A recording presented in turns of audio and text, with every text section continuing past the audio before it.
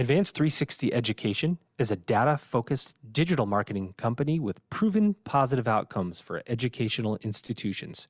To learn more, visit a360education.com or call Anthony Espinoza at 310-704-5369. That's Advanced 360 Education.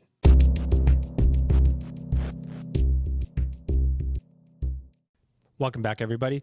It's your time to EdUp here on the EdUp Experience podcast, where we make education your business. Dr. Joe Salustio back with you again on another episode. We are fast and furiously approaching 500 episodes of this podcast that would include now close to 160, I think we're getting close to 170 college and university presidents that we've interviewed, from Los Angeles to New York to Qatar to Africa, I don't know. We've been all across the world. It's been pretty amazing to hear the insights of people, of college presidents in the States and abroad, and to watch the interest in this podcast continually grow. So we thank you, our amazing audience, for supporting us along the way as we close in also on 175,000 downloads, which is pretty insane for us, this little podcast that started out during COVID. I've been able to bring together, and Elvin have been able to bring together some of the most dynamic co-hosts with guests. And I have that combination here with me again today. I'm going to bring in my co-host first. You'll know him by the sound. Ladies and gentlemen, he is the guru of online learning, Dr. Bill Papicello. Bill, welcome back. Well, thanks, Joe. It's good to be back in the country with you and back in the saddle doing a podcast. Well, you're back. You've been MIA, I would say, for about a month. You've been all over. I don't know where the heck you were, but I know a lot of this was happening. Cheers! Cheers! Cheers! I know a lot of that was happening. Well, yeah, I am a fan of a good breakfast buffet. Cheers! Mimosas for everybody. There we go. Exactly. Where did you go, Bill? Where were you? We were in France, and then all over Switzerland and Austria, and ended up in Germany this time. Wow, this time. Well, it's a pretty awesome life that you're living these days, yet you choose to come back and you might be a glutton for punishment here on the EdUp Experience podcast, because I get to make fun of you just a little bit. Well, it's that big paycheck you send me every month. Yikes! I don't know about that. We're going to work on that. I'm going to send myself one first. Ladies and gentlemen, we got a great guest for you today. She is in sunshiny California. Here she is. Ladies and gentlemen, she is Dr. Erika Beck, and she's president of Cal State University Northridge. What's happening, Erika? How are you? Well, I am excited to be joining you all for a conversation, and it is very sunny and quite warm, actually, in the San Fernando Valley this morning. So I bet. Yeah. So Cal State, so level set for us. We always like to a little bit of level setting here for our audience. I don't know who hasn't heard of Cal State University Northridge, but if somebody hasn't heard of Cal State Northridge, tell us about what you do and how you do it. Yeah, so Cal State Northridge, also known as CSUN, we're one of the largest on-campus universities in the country. We serve nearly 40,000 students each year, and we are one of the 23 universities in the California State University system. Amazing. Yes, indeed. And I do appreciate the sound effects. I think I need sound effects in my life more broadly. I'm going to work on that. Okay. And about 10% of all of the graduates of the CSU system are actually CSUN graduates. And so about 70% of our students are first in their families to attend college. About just under 60% are students of color. A little more than half of our students are Latinx. We are really dedicated to serving a largely first generation low income student population. About half of our students originate as transfer students, but we're really proud. We are regularly ranked as one of the top universities in the country in terms of facilitating social mobility, and by the Wall Street Journal as one of the most diverse learning environments in the country. So lots of dimensions to that I'm happy to talk about as we progress. We have both undergraduate and graduate degrees across 9 colleges, and excited to talk about higher education in CSUN today. And you're going to do that. We're going to make you talk all about CSUN. All right. One of my first questions for you is actually, I just moved to Missouri from Southern California, and I was in Chino Hills, Ontario, and different cities all around San Bernardino County, like right at the edge of LA County. And it's really the thing about California that people assume, and it's true, is that it's hard to get around. It is really packed with traffic. And there's a lot of people. How do you manage the on-ground, online, commuter student balance in just cities that are just packed with individuals with high traffic? And, what does that look like? Do you have to do separate planning to deal with some of those issues? It's an interesting question, Joe. So I think my answer to that question is very different today than it would have been pre-pandemic.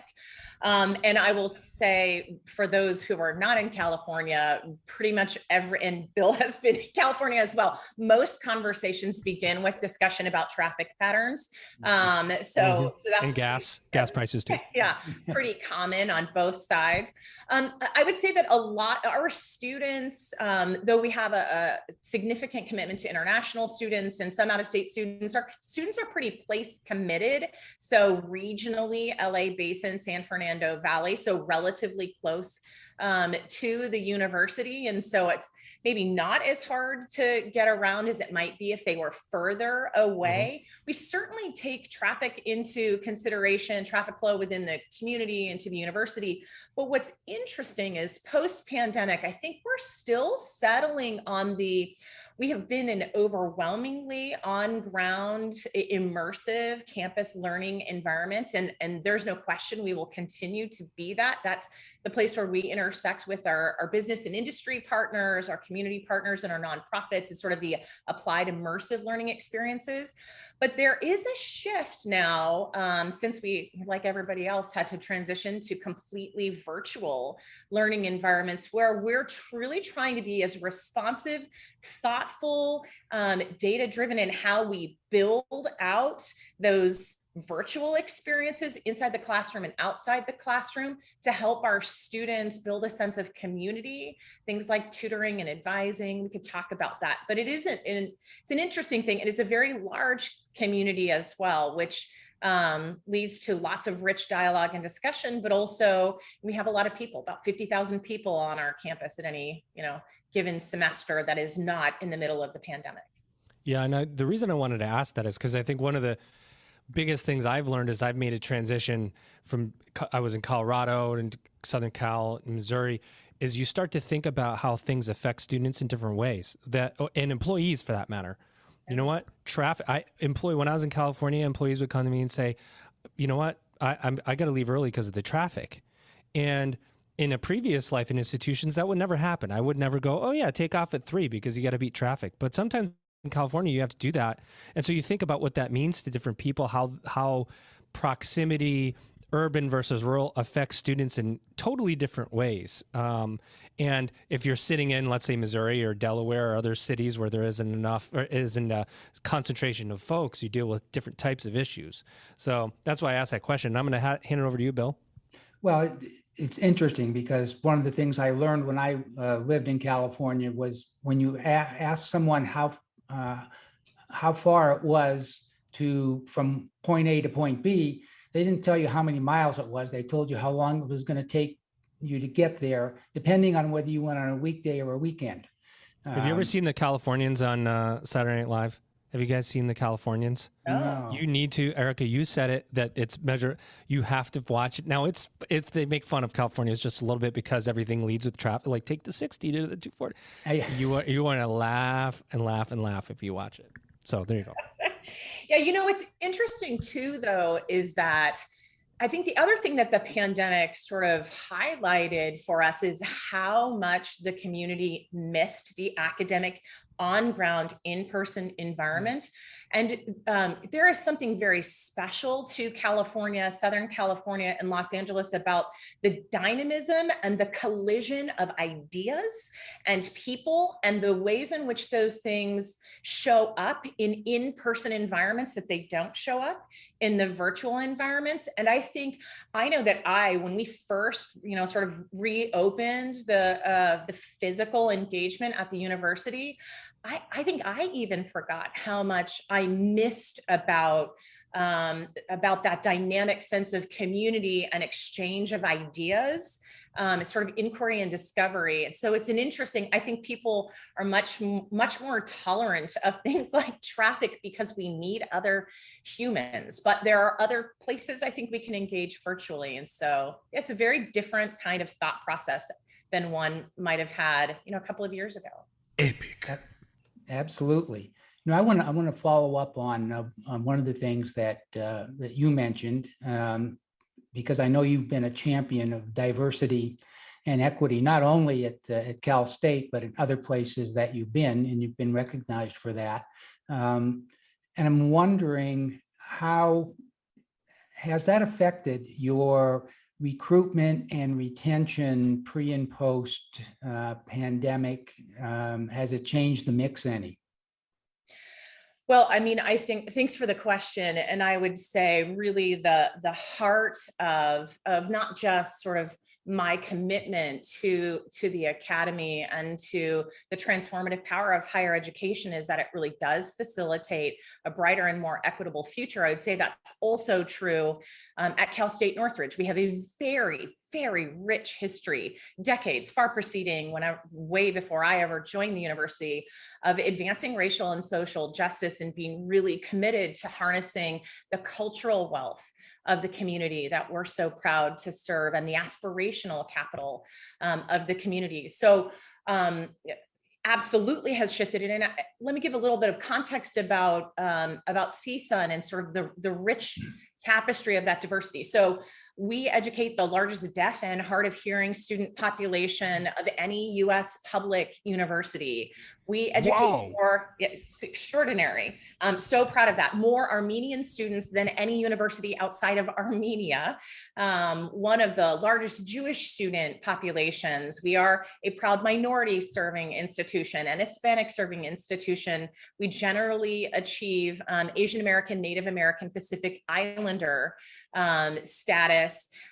We champion more than 2,000 dreamers. We have a really thriving Project Rebound program. There are many aspects to that. So I would say one of the things, right, that we know very clearly is that the pandemic laid bare the systemic and persistent inequities across our communities of color, our low income communities, the communities that we're really proud to serve at Cal State Northridge. And I would say that it has reinforced for us our commitment to building a sense of belonging, to engaging with that rich tapestry of students and our community more broadly, to work together, to be intentional in the ways that we serve our students, knowing that different communities have different needs, and being really thoughtful and intentional in the ways in which we reimagine not just the educational components of our mission, but the co-curricular, the student life aspects, and helping to build that sense of belonging for students more broadly, but also financially. We know that for our students who are not being retained post-pandemic, this is true pre-pandemic, but very clear now in the midst of the pandemic, the financial struggles that our students and their families have had. So being really thoughtful about the ways in which we can build supports and be responsive to the needs of our students. And there are lots of examples of that, but it's always top of mind. And I would say for me, and I think, for Cal State Northridge as well, inclusive excellence is really the heart of the value system by which we pursue all other aspects of our work. And we're working double time trying to eliminate equity gaps that are persistent and have, grown across universities around the country in the pandemic. Wonderful. Wow.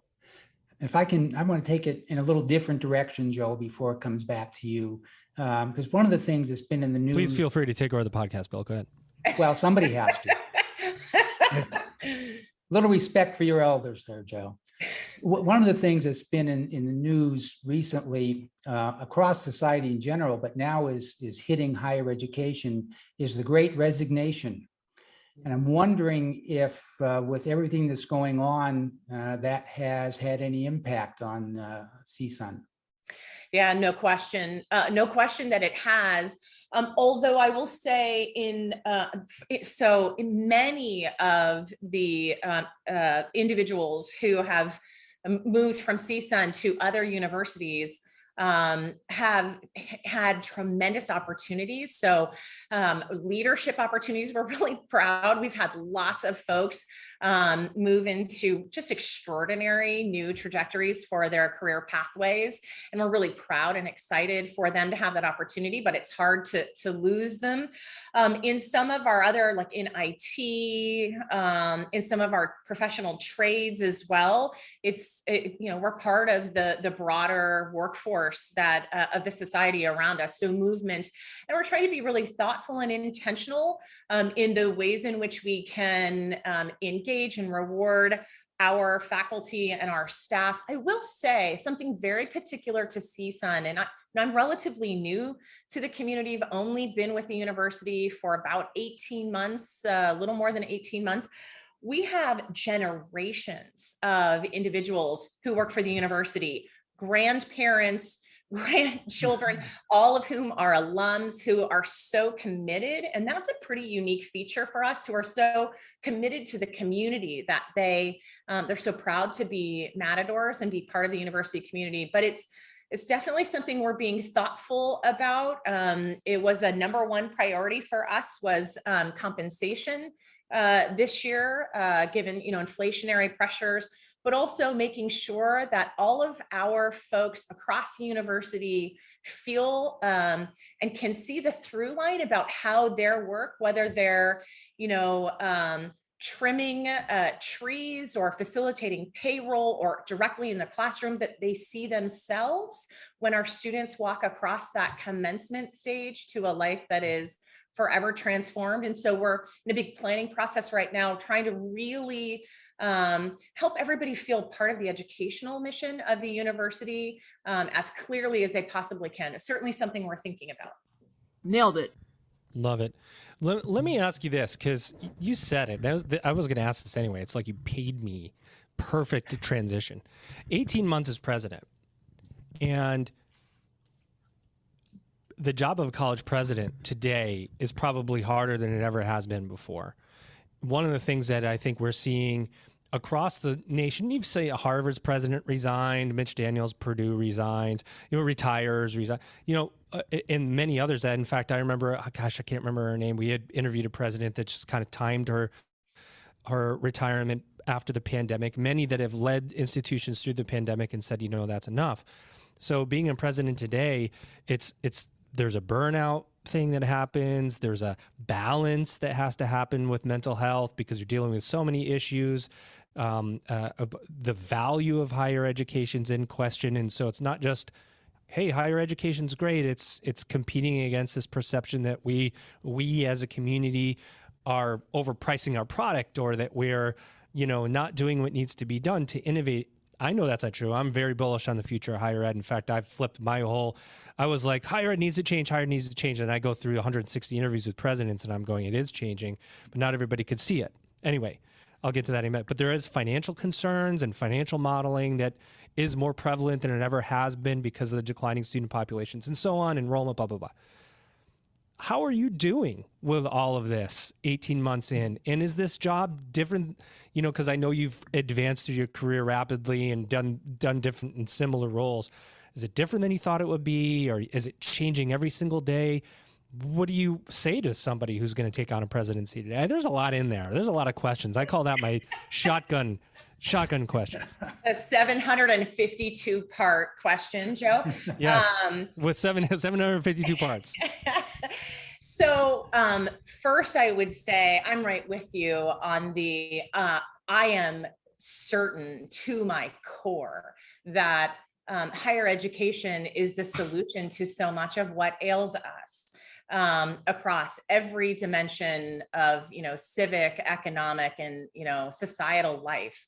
So I am incredibly proud to be a part of the solution. Not everybody gets to say that, right? That the work that they do helps lead to a brighter and more equitable future. And it's everything. I mean, and I've spent my entire life in a university environment. My kids tease me that I went to college and I never left. And that's actually true, though I hope that they don't take that in a different direction. Right.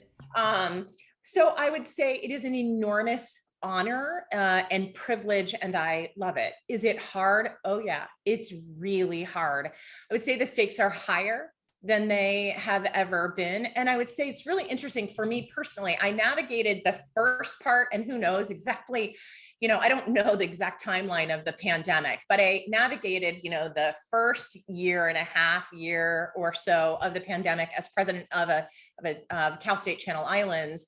And then now, the second part coming into a new university environment in this very strange, virtual world, and wasn't exactly sure I didn't know anybody else who had ever joined an academic community in that space. And I wasn't sure how that would go. And I would say first, I am so proud of the faculty, the staff, and the leadership at Cal State Northridge, and the students for their resilience, for their ingenuity, for their creativity. I mean, the ways in which ensuring the health and safety of the community, but also building those connections with one another.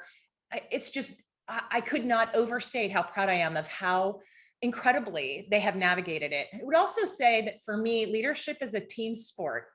And so I don't know any other way to lead than to lead by team. I have an incredible team of leaders around me. Who are so deeply devoted to making sure that no matter what, our students have the ability to maintain educational progression, that they have the ability to become the leaders that we need to ensure, a more vibrant future for our communities. And so the challenges are greater, but I would say I'm really privileged to be surrounded by people who make me a better leader every day. And I'm inspired whenever I feel, disheartened by things that are happening around us across the globe. All I need to do is spend 20 minutes in the middle of the campus with our students, and I am full of hope that they're the answer to helping us get to where we want to go. So it is a wonderful job, even if it is hard, but it's only because lots of people around me, doing this with me. We lead together, not by myself. Advanced 360 Education is a data-focused digital marketing company with proven positive outcomes for educational institutions. Advanced 360 Education does not simply rely on instinct to make assumptions about audiences or key data points. Rather, through data intelligence, client strategies take on a higher level of effectiveness.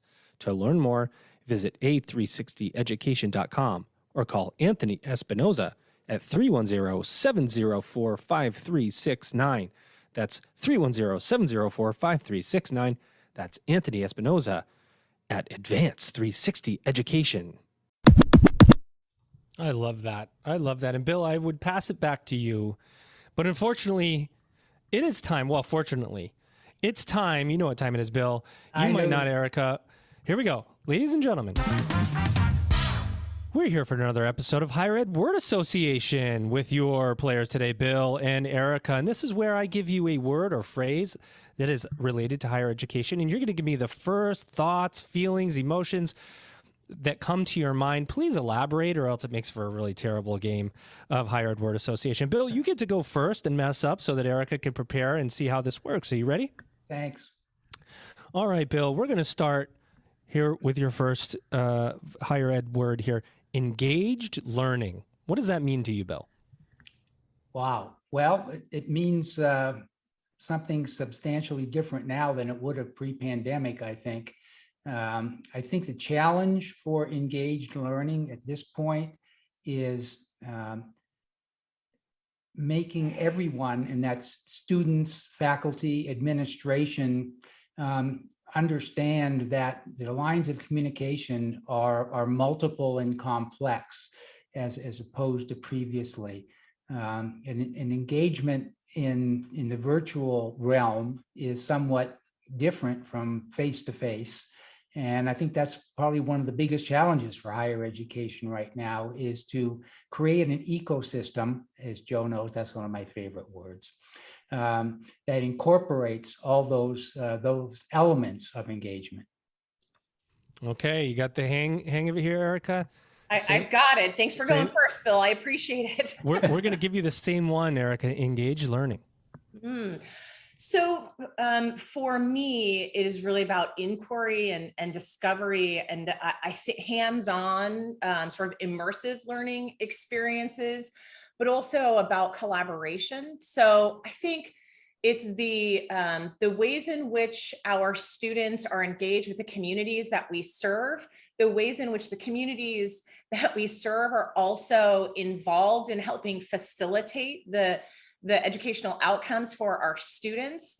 And I think it's about advancement of knowledge in service of the public good, right? So engaged learning for me means sort of a regional vision of how education impacts the community and sort of the future leadership of that community, and the ways in which we solve problems together. The problems, the challenges, I often call them the wicked challenges, for me are more complex than ever. And so building that authentic engagement and collaboration across educational partners, business and industry partners, community partners, students and faculty, I think that's really the heart of engaged learning for me. I like it. You guys are good at this. I'm glad I'm the host. Erika, over to you now. You get to do the next two first as the guest here. Student-centric. What does that mean to you? I think it means allowing students to shape the education that we provide to them. I think it means being highly responsive to students' lived experiences and the intersection of their identities. And I think it also means viewing things from a student lens, shifting the conversation from what a student must do in order to be successful at a university to what the university must do in order to ensure the success of the rich tapestry of diverse students that we serve. Bill, sorry you have to follow that. Bill Pepicello, student-centric. Okay. Well, we interviewed another president who made a distinction between student-centric and student-concerned. And I think what you were talking about there is sort of goes to the heart of that. Because for me, student-centric means, in some sense, mission-driven. And that is every decision that you make, whether it's a financial decision or an academic decision, has to go back to, is it faithful to the mission of the university, and is it faithful to your commitment to serve the students?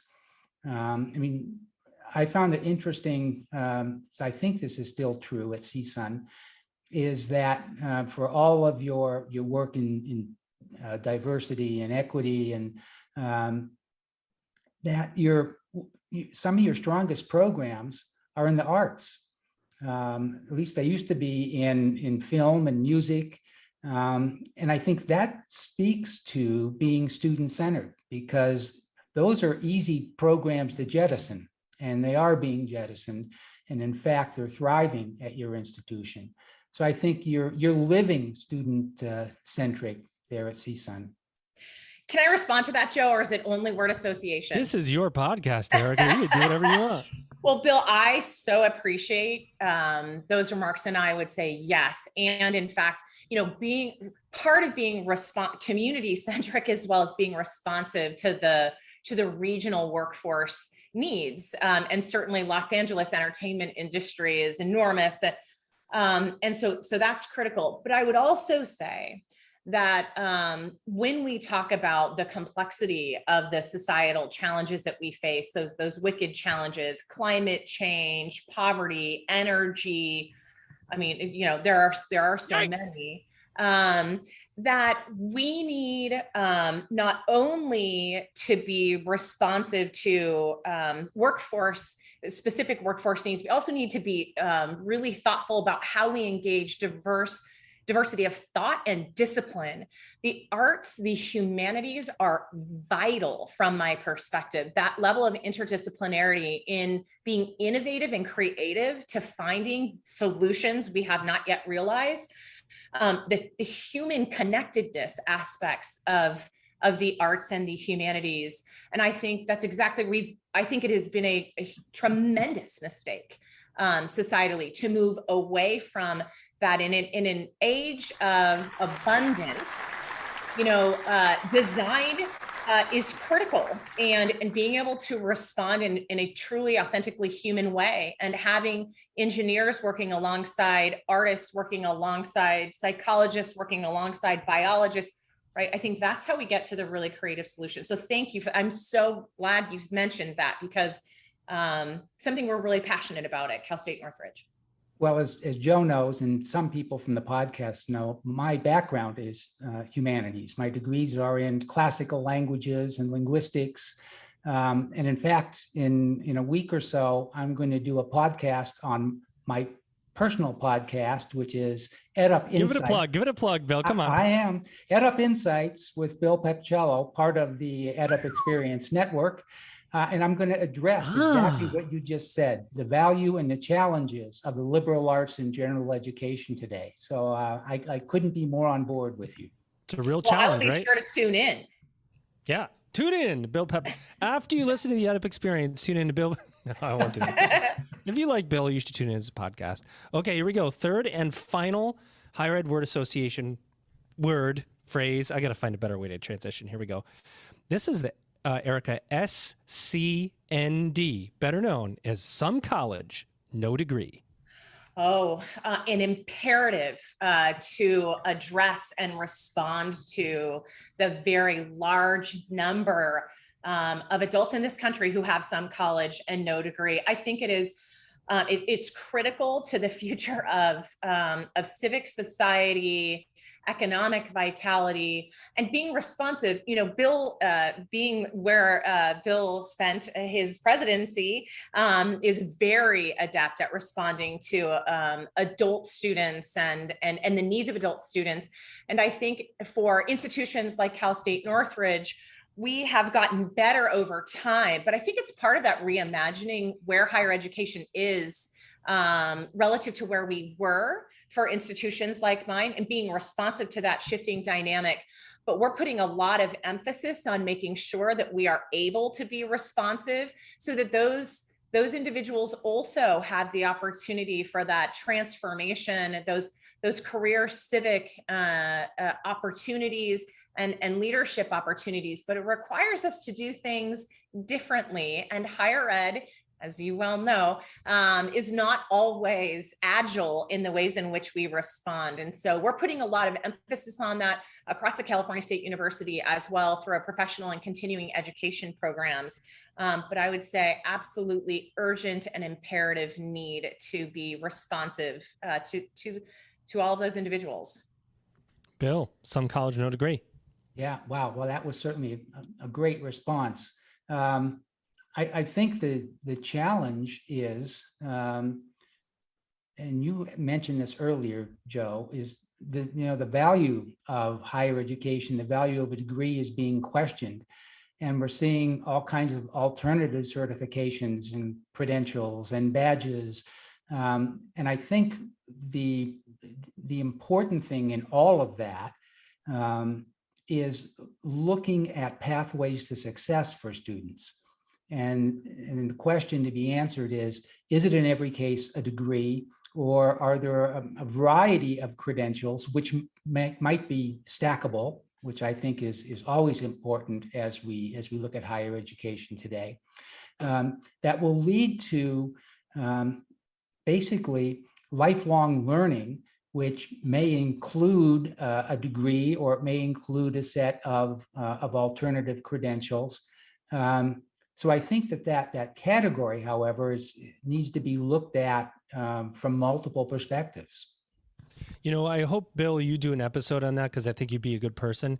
And, you know, you brought it up too, Erika. It's the one thing I can tell you about higher ed, as much as we, you know, you want to argue the Carnegie unit, you want to argue degrees and length and time bound and all these things, is that people do understand order and structure. And you go here and you get this, and it gets you this, and you with this you do that. The non-credit space or the certificate space, you think higher ed's confusing. It's confusing. Where do I get this? And I've said this in episodes before. Your brother's girlfriend's cousin, Rick, who's a real estate agent, offers an online real estate certificate that's stackable. And you go, oh yeah, I'm going to get this. And that somebody's going to look at your resume way down the line and go, wow, look at these stackable credentials you have here. I don't think that's the way that it really works. And there has to be a better design around those certificates on credit credentials for them to have the worth that we hope they might have. You know what I mean? You guys agree with that? Yeah, so I do agree, Joe. And I also agree. So the reskilling, the upskilling, and especially the lifelong learning aspect, Bill, I think is really vital. And thinking about the ways in which we can have, you know, lifelong relationships with our students and our graduates. And for us in the professional and continuing education spaces, for CSUN, it's Sing College. And we do a lot of that, certificate kinds of things and sort of rapid workforce engagement. I also think on the value piece, Joe, I think it is incumbent upon leaders to be very clear in articulating the value of the education that we offer. So for example, for CSUN, you know, we are top 10 on almost every list of social mobility one might looking at hard data of our student income or family income at the point of matriculation, and then post-graduation, the return on investment is enormous. The majority of our students graduate with no debt at all. We are an incredibly affordable option that pays off long. Now, we have students who still struggle financially, and we need to be very responsive to that. But I think we need to push back on that. The institutions like CSUN, that we aren't, you know, $40,000 a year in tuition. And we are really tied to business, industry, and civic opportunities. And I just think we don't always do a great job of articulating that value and not just the economic ones. We know that college graduates are more likely to vote and volunteer, become engaged members of their communities. They have better healthcare outcomes, a whole host of social I mean, there are a whole variety of those. I just think we need to do a better job at articulating that. Well, Bill, I'm going to let you take over. I'm going to let you opine, but I got to end Higher Ed Word Association here. We do need to go to the judges, and I'm going to go with the true or false. Ladies and gentlemen, to the judges, Bill Pepicello won this round of Higher Ed Word Association. Judges, what do you think? Wrong. All right, so the award goes to Erika Beck, Dr. Erika Beck, who has won this episode of Higher Ed Word Association. And here we go. Let me outro this. Okay, back over to you, Bill. Well, first of all, I don't know how many times I played this game. I know. Have you ever won, Bill? No. I had a feeling. I'm not anticipating that I'm going to, unfortunately. You know, one of the things that I just wanted to follow up on, because I think the whole thing with alternate credentials, and by the way, obviously you're not listening to my podcast, Joe, because I do have a podcast, and that's EdUp Insights with Bill Pepicello. In fact, I have listened to every episode, just so you know. And there's a podcast, I know you have, and there's a podcast called We Don't Need No Stinking Badges. I remember that one. Or do we? In which I do talk about some of these things. But one of the sticklers in all of that sort of new landscape is accreditation. And I wonder if you've run into any bumps, having been in California for a long time and worked with WASC and the state approval processes. I'm wondering if you're seeing any bumps along the road with that. Well, I would say that it's we are regionally accredited through WASC and have done very well with them, and we have lots of individual programs that are also accredited. And I've had lots of engagement with accreditation across multiple dimensions. I would say it's relatively new for us. I mean, I think it's a new conversation, right? I mean, I think it is the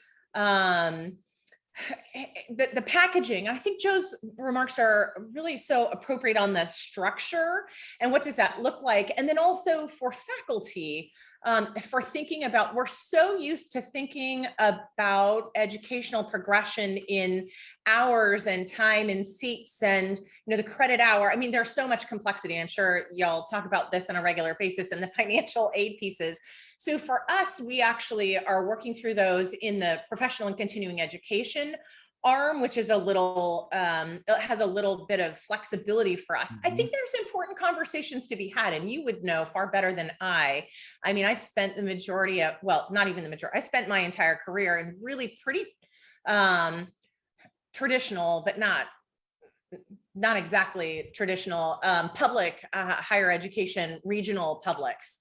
So it's unclear, but I think that accreditation is really having lots of conversation about where do we go and what does that look like across multiple dimensions, including the virtual ones. All right. Well, I've got one last thing, Joe, and then I'll throw it back to you. Because I think one of the things that is central to moving forward is the role of faculty. And I know that you've been a champion for shared governance. And I wonder how that is affecting your ability to sort of navigate some of the new waters here in higher education. So I would say that for me, one of the fundamental, the tenet of the Academy on shared governance actually is one of the greatest aspects of the richness of ideas and intellectual capital that comes out of a university. And I would say that our faculty at Cal State Northridge are extraordinary in the ways in which they have and are responding. And I would say that's because our identity, as the faculty sort of have grown with the university and built their vision for academic excellence, it has been in service to the community. And I don't think that's always the case, but at our campus, they're so committed to ensuring the vibrancy and vitality of the communities that we serve. And they have on their own built these incredible partnerships with community and business and industry partners. But also I think it goes back to part of our value system and identity in advancing racial and social justice and economic vitality and sort of the access mission that they've been really embedded in. And I find our community to be very responsive and very engaged. And I know that's not true for every academic community. It's part of why I'm so happy to be a Matador, frankly. Well said. Well, we are going to be sensitive to your time, even though Bill will be here forever. He's got nothing else to do. He'll podcast. No, I'm just messing with you, Bill. Anyway, Erika, we got two last questions for you. Number one, what did we not say about CSUN? Anything that you want to bring up, speaking engagements that you have, new programs that you're launching, anything at all, website, anything you could think of that you want to say about CSUN, plug away. And then secondarily to that, or you could take it first if you want. What do you see as the future of higher education? Well, it's thank you for that. And you realize you just asked the president of a university to talk about anything that I want to about what's important at the university. And you just gave me a few minutes to do it. We could be here for a really long time. I'm just saying open door there, Joe. Recording's going and we're just going to keep it rolling. So there are many extraordinary things on the horizon for us. And I would say, in the broadest of terms, I would say that I absolutely believe, and the reason I wanted to be a part of Cal State Northridge is that I believe we represent the future of public higher education and across so many dimensions, and not the least of which is this really fundamental commitment to advancing equity and disrupting intergenerational inequity, and really playing a very direct role in who has the opportunity to fully participate in our democratic republic. And I'm very, very proud of that. One really big project that we have just unveiled that I'm really enthusiastic about is called our Global Hispanic Serving Institution Equity Innovation Hub. And it is actually a very bold project. It has a global and national and throughout the California State University system lens. And it is the result of investment both from the state of California and tech giant Apple.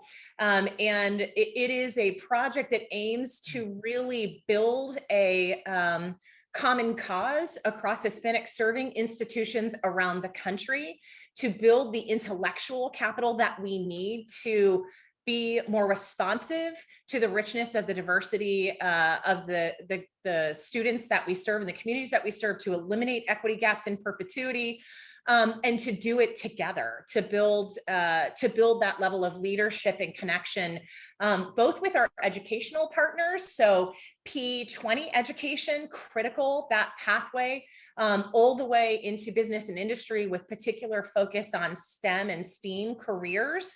Because we know if we wait to try and encourage our richly diverse students to see themselves as future engineers and app developers and innovators and creators of the future, working at places like Apple and across a whole host of additional industries. If we wait till they get to Cal State Northridge, we've waited too long. And so it's a very bold initiative. We're really excited about it. And we are working at a national scale. You'll hear lots more about that. But one of the great things about having Apple as a partner is we're thinking beyond the physical space. There's a physical space to the virtual spaces, and how we can build equity-centered programming, culturally responsive programming, and using the benefits of technology and where that might go to engage communities around the country to really change the future of our workforce in STEM, STEAM fields, and then beyond. We push the limits of science and technology. That took enormous restraint. I'm just going to tell you now, Joe, because I could have told you about 752 other things. It's so good. Didn't. So. And the future of higher education, Erika, to round us out. Well, I agree with you. I think that the future of higher education has never been more important. I think that there is a window of opportunity post-pandemic to, as I said before, articulate our vital role in post-pandemic recovery and the future of civic society and across multiple dimensions. And I think that the future of higher education is about partnership, deep partnership and collaboration in ways we have not before, both with other institutions of higher learning, our fellow educational institutions, business, industry, elected leadership.